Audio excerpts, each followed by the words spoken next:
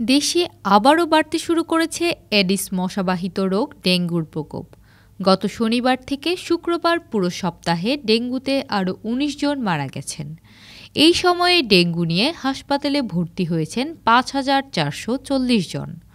স্বাস্থ্য অধিদপ্তর থেকে পাঠানো ডেঙ্গু বিষয়ক নিয়মিত প্রতিবেদন বিশ্লেষণে এসব তথ্য জানা গেছে। শুক্রবার পাঠানো প্রতিবেদনে বলা হয়েছে, গত ২৪ ঘন্টায় ডেঙ্গুতে মারা গেছেন ২ জন।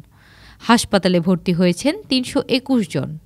চলতি বছর এখন পর্যন্ত ডেঙ্গুতে আক্রান্ত হয়ে হাসপাতালে ভর্তি হয়েছেন ২৭,৭০৭ জন। এর মধ্যে ছাড়পত্র পেয়েছেন ২৪,৬২০ জন, মারা গেছেন ১৪৩ জন।